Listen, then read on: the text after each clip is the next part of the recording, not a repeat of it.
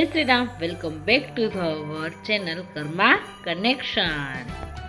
दररोजनी जेम આજનો દિવસ પણ પ્રાર્થનાથી શરૂ થાય છે, એટલે પ્રાર્થના કરવા માટે અહીંયા બધા જ બાળકો પ્રાર્થના હોલમાં જઈ રહ્યા છે। અહીંયા બધા જ બાળકો પ્રાર્થના કરી રહ્યા છે। પ્રાર્થના કર્યા બાદ અમે ભગવાન સ્વામિનારાયણની આરતી કરી અને આરતી પૂરી કર્યા બાદ અમે અમારા વિદ્યાર્થીને પોતાના જન્મદિવસની હાર્દિક શુભેચ્છાઓ પાઠવી।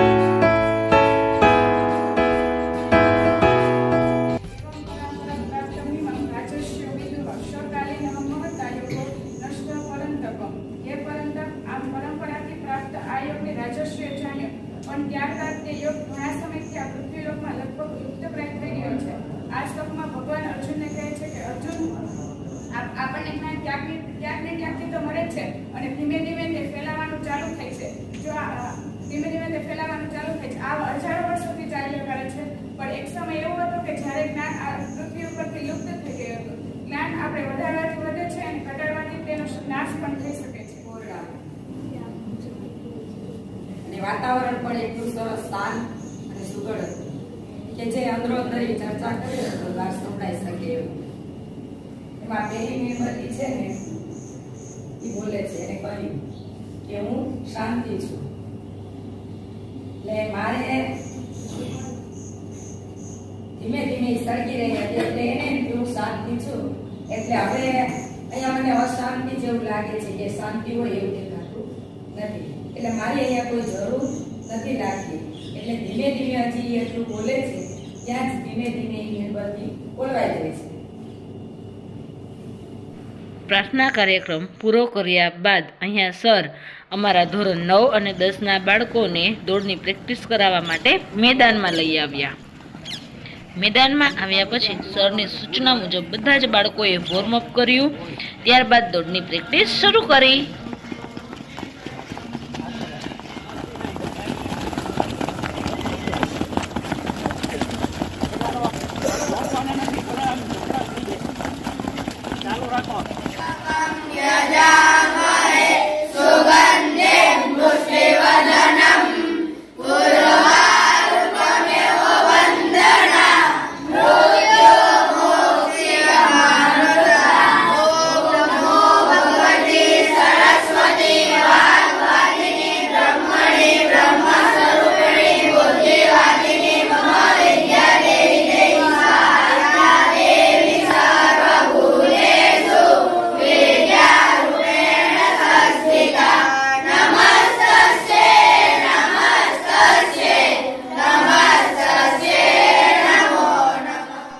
આજે સ્પોર્ટનો લેક્ચર હોવાથી સર બધા જ બાળકોને સ્પોર્ટના લેક્ચરમાં લઈ ગયા।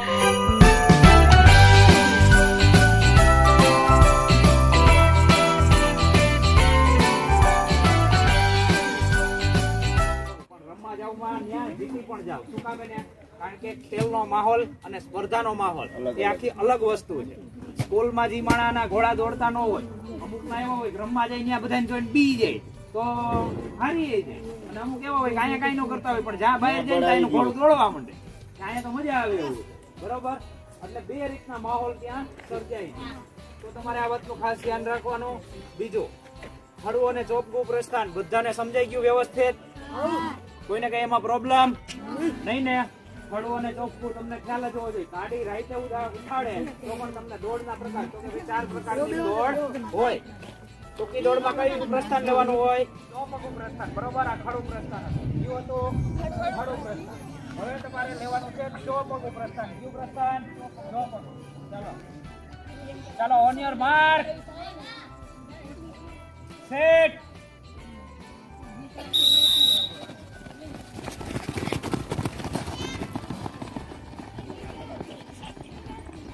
ચાલો હવે ફૂલ સ્પ્રિન્ટ મારો, ફૂલ સ્પ્રિન્ટ, ફૂલ સ્પ્રિન્ટ। ભલે પાછળ હોય પણ ઝડપથી દોડવાની ટ્રાય કરો।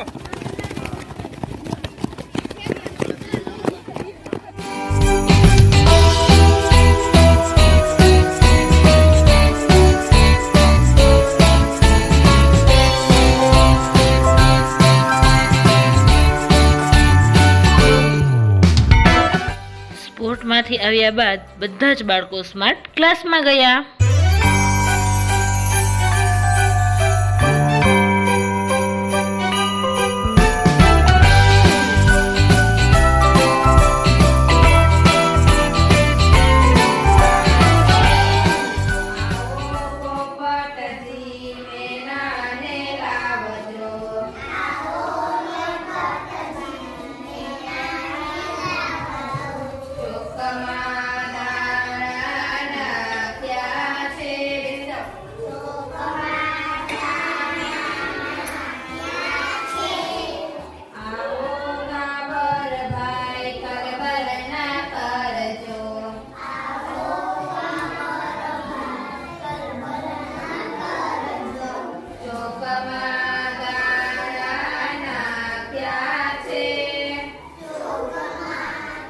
જો તમને અમારો આજનો આ વિડીયો ગમ્યો હોય તો અમારી ચેનલ કર્મા કનેક્શનને લાઈક કરો, શેર કરો, કોમેન્ટ કરો અને હા, સબસ્ક્રાઈબ કરવાનું તો ભૂલતા જ નહીં. So thank you for watching. જય શ્રી રામ.